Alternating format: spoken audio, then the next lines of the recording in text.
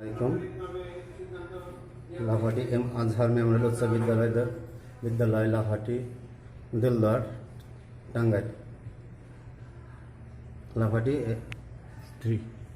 আজ আমরা আমাদের বিদ্যালয়ের সুযোগ্য প্রধান শিক্ষক এর সহযোগিতায় আমরা আজ অনলাইন ক্লাসে হাজির হয়েছি। প্রিয় শিক্ষার্থী বন্ধুরা, আমি আশা করব তোমরা আমাদের এই অনলাইন ক্লাসগুলো মনোযোগ সহকারে দেখবে এবং এতে কিছু শেখার চেষ্টা করবে এবং জানার চেষ্টা করবে, তাহলে আমরা ধন্য হব।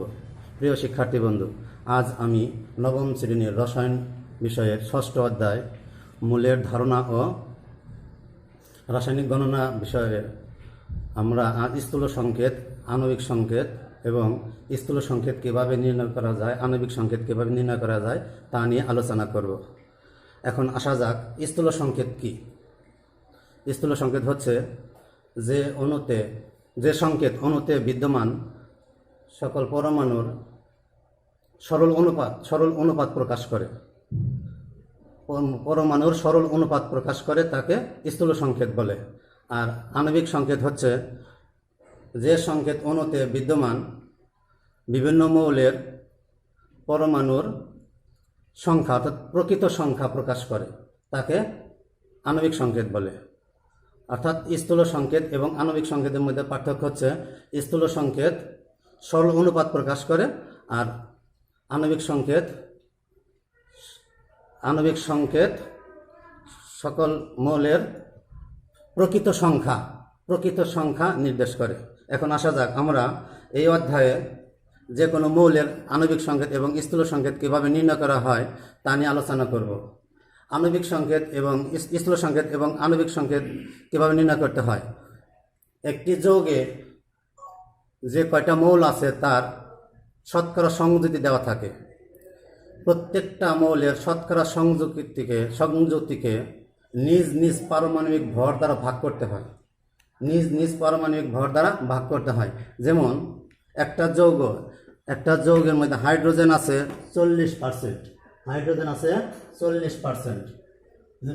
40%, হাইড্রোজেন আছে 6.67%, অক্সিজেন আছে 53.33% এবং আণবিক ভর 180 দেওয়া আছে।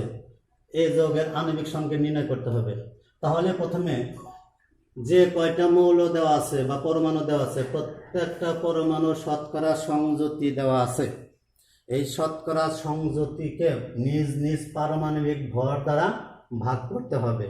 তাহলে এখানে কার্বন দেওয়া আছে 40%, আমরা তাহলে কার্বনের এই শতকরা সংযুতিকে কার্বনের নিজ পারমাণবিক ভর দ্বারা ভাগ করব। তাহলে এখানে কার্বন দেওয়া আছে 40%, তার মানে 40, কার্বনের পারমাণবিক ভর হচ্ছে 12,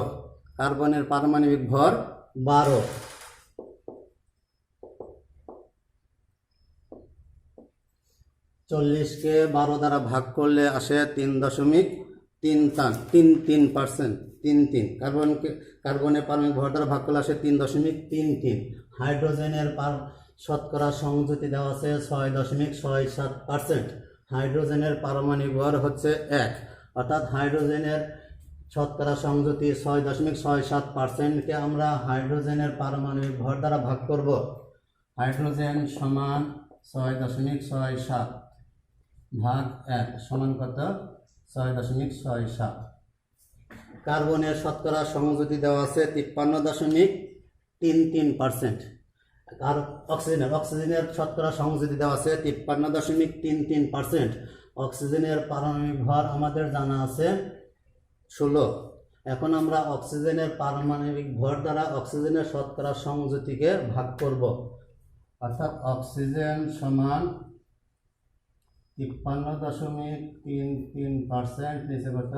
16 সমান আসবে 3.33। আমরা প্রথমে বের করলাম কার্বনের মানকে কার্বনের পারমাণবিক ভর দ্বারা ভাগ, হাইড্রোজেনকে হাইড্রোজেনের পারমাণবিক ভর দ্বারা ভাগ, অক্সিজেনকে অক্সিজেনের পারমাণবিক ভর দ্বারা ভাগ। এখন এদের মধ্যে যে মানটা সবচেয়ে ক্ষুদ্রতম অর্থাৎ কি ছোট, সেই মান দ্বারা প্রত্যেক মানকে ভাগ করব। এখানে যে কয়টা মৌল থাকবে তাদের মধ্যে যে মান আসবে সেই মানের মধ্যে যে মান সবচেয়ে ক্ষুদ্রতম সেই মান দ্বারা আবার পুনরায় ভাগ করে আমরা কার্বন, হাইড্রোজেন এবং অক্সিজেনের মান বের করব। তাহলে কার্বন সমান 3.33, নিচে কত 3.33 সমান 1। 3.33কে 3.33 দ্বারা ভাগ করলে আসে 1। হাইড্রোজেনের মান, হাইড্রোজেন সমান 0.67 ভাগ 3.33 সমান আসবে কত 2। অক্সিজেনের মান 3.33 নিচে 3.33 সমান কত 1। অর্থাৎ প্রত্যেক মানকে ক্ষুদ্রতম মান দ্বারা ভাগ করলে যে মান আসবে সেই মানগুলো প্রত্যেক মৌলের মধ্যে বসালে যা আসবে সেটা হচ্ছে ওই যৌগের স্থূল সংকেত। অর্থাৎ এ যৌগের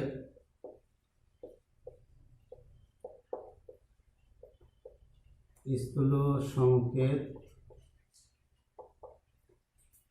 CH4, সির মান হচ্ছে 1, এইচ এর মান 2, অক্সিজেনের মান 1, অর্থাৎ CH2O।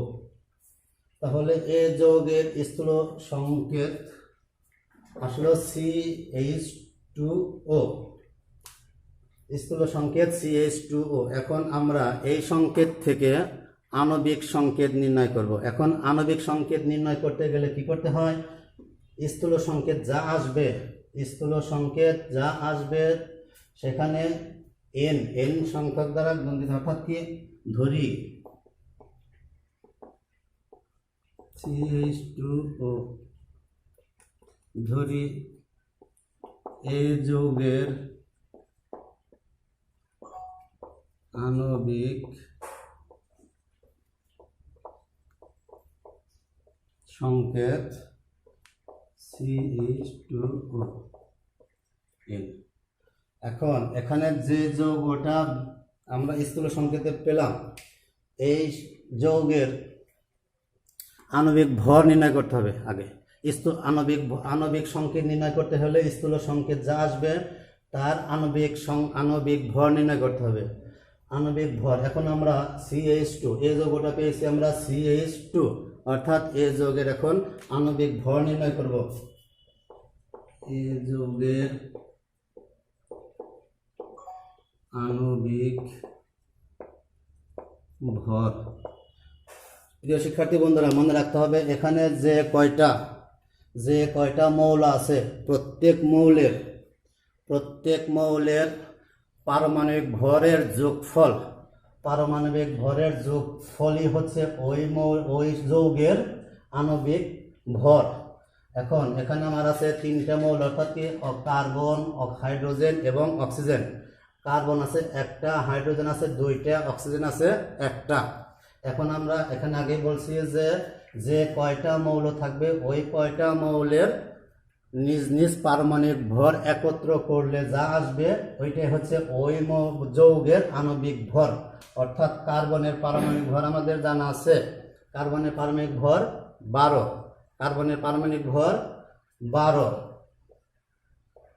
হাইড্রোজেনের পারমাণবিক ভর 1, কিন্তু এখানে হাইড্রোজেন আছে 2টা, সেই জন্য এখানে 2 আসলো গুণ আকারে, প্লাস অক্সিজেন আছে 1টা, অক্সিজেনের পারমাণবিক ভর হচ্ছে 16, অর্থাৎ অক্সিজেনের পারমাণবিক ভর এখানে 16 বসবে। এখন এখানে 12কে 12, 2 আর 1 গুণ করলে 2, 16, সবগুলো একত্র করলে 12 আর 2 14, 14 আর 16তে 30, অর্থাৎ 30N। এই যৌগের আণবিক ভর আসলো 30N। আমাদের উদ্দীপকে দেওয়া আছে আণবিক ভর 180।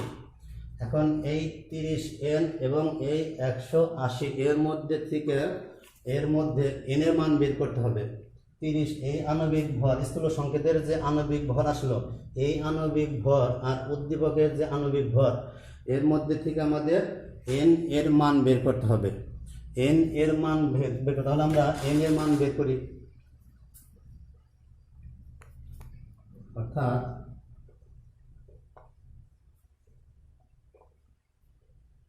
30n সমান 180, n সমান 180 30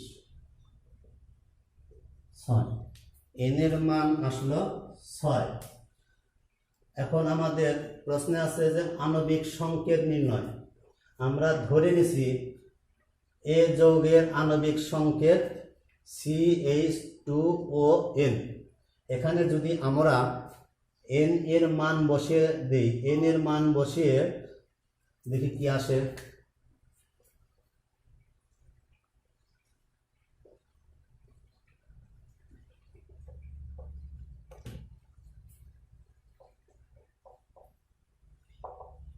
স্থূল সংকেত আছে আণবিক সংকেত আছে CH2ON।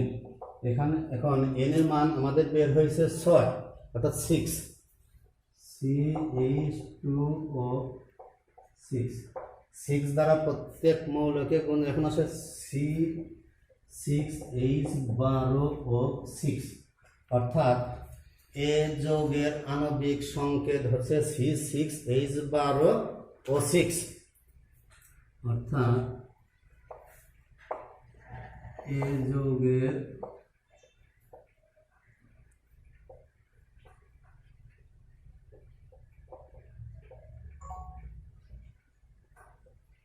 আণবিক সংকেত হচ্ছে গ্লুকোজ।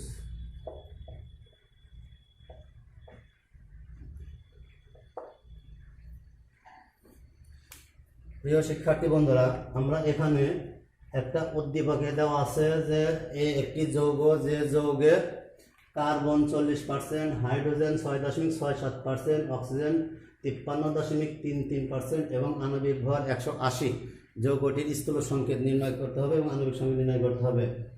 তাহলে আমাদের প্রথমে মনে রাখতে হবে যে কয়টা মৌল দেওয়া থাকবে এবং যে কয়টা শতকরা সংযুতি দেওয়া থাকবে, তাদের প্রত্যেক মানকে প্রথমে আমরা নিজ নিজ পারমাণবিক ভর দ্বারা ভাগ করে মান বের করব। এরপরে এদের মধ্য থেকে যে মানটা সবচেয়ে ক্ষুদ্রতম অর্থাৎ ছোট, সেই মান দ্বারা আবার প্রত্যেক মৌলের মানকে ভাগ করব। ভাগ করলে আসলো কি আমাদের এখানে প্রথমে আসলো 12 দ্বারা ভাগ করলে 43কে 3.33, হাইড্রোজেনের মান 6.67কে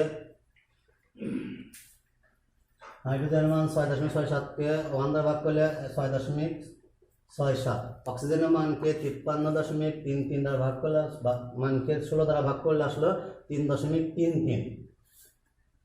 আগেই বলেছি যে প্রত্যেক মানের মধ্যে যে মানটা ক্ষুদ্রতম সেই মান দ্বারা আবার পুনরায় ভাগ করতে হবে, অর্থাৎ কি এদের মধ্যে ক্ষুদ্রতম হচ্ছে 3.33, 3.33 দ্বারা ভাগ করলে কার্বন আসলো 1, হাইড্রোজেন আসলো 2 আর অক্সিজেন আসলো 1।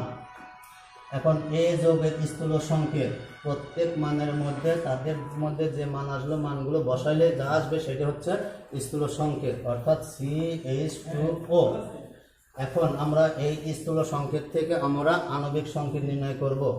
এখন স্থূল সংকেত থেকে আণবিক সংকেত নির্ণয় করতে হলে স্থূল সংকেত যা বের হবে তাকে n সংখ্যক সংখ্যা নিয়ে লিখতে হবে। এখন আমরা এখানে লিখলাম CH2ON।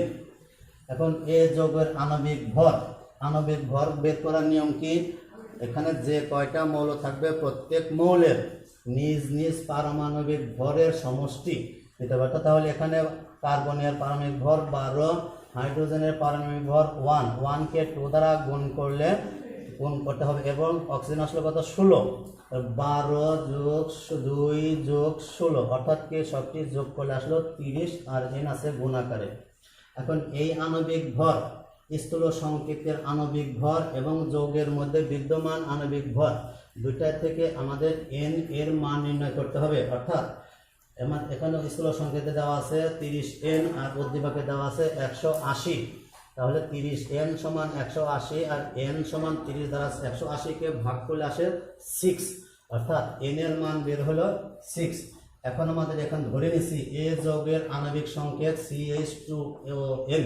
এখানে আমরা এই n এর মান বসাবো, অর্থাৎ এ যৌগের আণবিক সংকেত সমান CH2O, n এর জায়গায় বসলো 6, 6 অর্থাৎ 6 দ্বারা গুণ করলে CH2H আছে 2, 6 দ্বারা গুণ করলে CH 12 আর O আছে 6 গুণ করলে 6, অর্থাৎ C6H12O6, অর্থাৎ এ যৌগের আণবিক সংকেত হচ্ছে C6H12O6 অর্থাৎ গ্লুকোজ। আমরা এখানে যেভাবে আমরা স্থূল সংকেত এবং আণবিক সংকেত নির্ণয় করলাম, তোমরা বাসায় সবাই এই একই নিয়মে স্থূল সংকেত এবং আণবিক সংকেত নির্ণয় করার চেষ্টা করবে। তোমরা যদি বাড়িতে স্থূল সংকেত এবং আণবিক সংকেত নির্ণয় করার চেষ্টা করো, আমি আশা করব এই নিয়মটা ফলো করলে সবাই নিজে নিজে স্থূল সংকেত এবং আণবিক সংকেত নির্ণয় করতে পারবে। প্রিয় শিক্ষার্থী বন্ধুরা, তোমরা সবাই এই নিয়মটা ফলো করলে এই অধ্যায় যে শেষ হবে তা না। এই অধ্যায়ের মধ্যে আরও কিছু নিয়ম আছে, যেমন কোনো যৌগের শতকরা এবং শতকরা সংযুতি নির্ণয়। কোনো যৌগের শতকরা সংযুতি নির্ণয়, আমরা এখন শতকরা সংযুতি নির্ণয় শিখব। শতকরা সংযুতি কিভাবে নির্ণয় করতে হয়। যেমন একটি যৌগ দেওয়া আছে H2SO4, একটি যৌগ দেওয়া আছে H2SO4। এই যৌগে হাইড্রোজেন, সালফার ও অক্সিজেনের শতকরা সংযুতি নির্ণয় করতে হবে। তাহলে প্রথমে আমাদের যে যৌগ দেওয়া আছে ওই যৌগটির আণবিক ভর নির্ণয় করতে হবে। যে যৌগ দেওয়া আছে ওই যৌগের আণবিক ভর নির্ণয় করতে হবে। আণবিক ভর নির্ণয় করার নিয়ম কি? আণবিক ভর নিয়ম বের করার নিয়ম হচ্ছে, এখানে যে কয়টা মৌল থাকবে প্রত্যেকটা মৌলের পারমাণবিক ভরের সমষ্টি, অর্থাৎ হাইড্রোজেন H2SO4 এর আণবিক ভর 1 গুণন 2 যোগ 32 যোগ 16 গুণন 4। এখানে হাইড্রোজেনের পারমাণবিক ভর 1, হাইড্রোজেন দুইটা আছে সেই জন্য 2 দ্বারা গুণ 32। সালফারের পারমাণবিক ভর 32, একটা আছে দেখে কোনো গুণ, আর অক্সিজেনের পারমাণবিক ভর 16, 4টা আছে সেই জন্য 4 দ্বারা গুণ, অর্থাৎ 2 যোগ 32 যোগ 4 64 সমান 98। তাহলে এখানে যে যৌগটা আমরা উত্থাপন করছি এই যৌগের আণবিক ভর হচ্ছে 98, আণবিক ভর 98। এখন আমরা প্রত্যেক মৌলের শতকরা সংযুতি নির্ণয় করব, অর্থাৎ এখানে হাইড্রোজেন, সালফার ও অক্সিজেনের শতকরা সংযুতি নির্ণয় করব। শতকরা সংযুতি নির্ণয় করার নিয়ম কি? এখানে আণবিক ভর যা আসবে আর প্রত্যেক মৌলের পারমাণবিক ভর, আমাদের মনে রাখতে প্রত্যেক মৌলের পারমাণবিক ভরকে 100 দ্বারা গুণ করে আণবিক ভর দ্বারা ভাগ করতে হবে। প্রত্যেক মৌলের পারমাণবিক ভরকে 100 দ্বারা 100 দ্বারা গুণ করতে হবে এবং আণবিক ভর দ্বারা ভাগ করতে হবে। যে মান আসবে ওই মানই হচ্ছে ওই মৌলের শতকরা সংযুতি। যেমন এখানে হাইড্রোজেন আছে, হাইড্রোজেন এর শতকরা সংযুতি সমান, হাইড্রোজেন আছে এখানে কত? পানি ভর 2 গুণন 100 নিচে 98।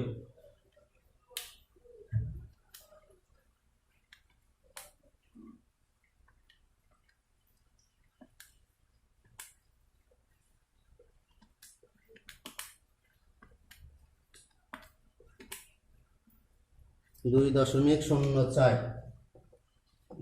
2.04%। তাহলে হাইড্রোজেনের শতকরা সংযুতি আসলো 2.04%। সালফার এর শতকরা সংযুতি, সালফারের আছে 32, অর্থাৎ 32 গুণন 100 নিচে 98।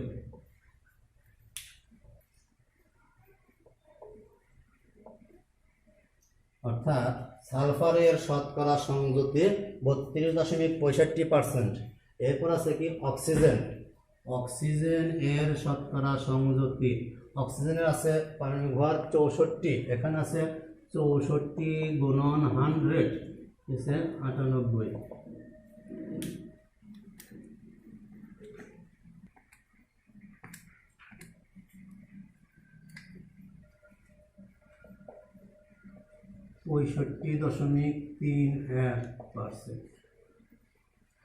তাহলে এখানে অক্সিজেনের শতকরা সংযুতি বের হলো 65.31%। আমাদের খেয়াল রাখতে হবে এখানে যে কয়টা মৌল থাকবে এদের মধ্যে যে শতকরা সংযুতি বের হবে সবগুলো সংযুতির সমষ্টি যদি 100% হয় তাহলে অঙ্কটা সঠিক, অর্থাৎ কি শতকরা সংযুতি নির্ণয় করা ঠিক হবে বলে ধারণা করা যাবে বা ধারণা করা যায়। তাহলে এখানে আমরা শতকরা সংযুতি নির্ণয় শিখলাম। শতকরা সংযুতি নির্ণয় করার নিয়ম কি? আমরা দেখব যে এখানে কি যৌগটা আছে, যে যৌগটা আছে সেই যৌগের আণবিক ভর নির্ণয় করব। সেই যৌগের আণবিক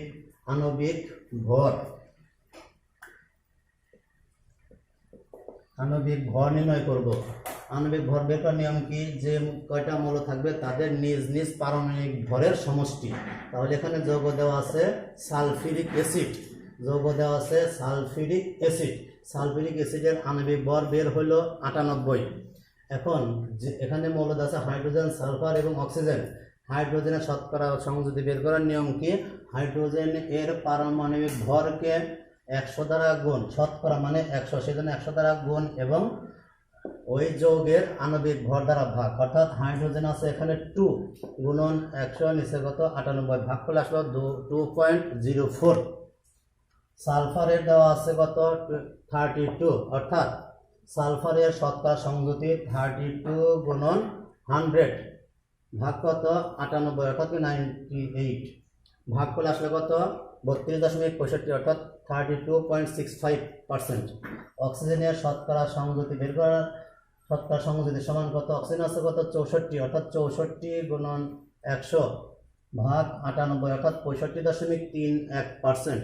এখানে 2.04, 32.65 এবং 65.31% যোগ করলে দেখা যাবে যে 100 আসবে, অর্থাৎ আমাদের শতকরা সংযুতি নির্ণয় করা সঠিক হয়েছে। প্রিয় শিক্ষার্থী বন্ধুরা, এখানে আমরা স্থূল সংকেত এবং আণবিক সংকেত এবং শতকরা সংযুতি নির্ণয় করা শিখলাম।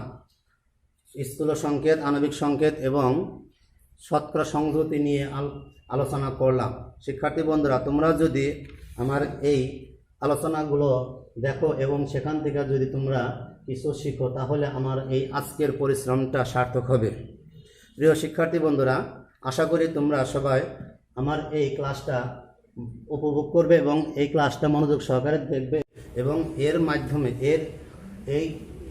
আজকের এই ক্লাসটাকে অনুসরণ করে পরবর্তীতে তোমরা আরও নিজেরাই নিজে স্থূল সংকেত এবং আণবিক সংকেত এবং শতকরা সংযুতি নির্ণয় করা শিখবে। প্রিয় শিক্ষার্থী বন্ধুরা, ধন্যবাদ আজকের এই ক্লাস তোমাদেরকে দেখার জন্য। প্রিয় শিক্ষার্থী বন্ধুরা, তোমরা ঘরে থাকবে, সুস্থ থাকবে, এটাই আমি কামনা করি এবং এই বলে আমি আজকে এই অনলাইন ক্লাসের এখানে সমাপ্তি টানছি।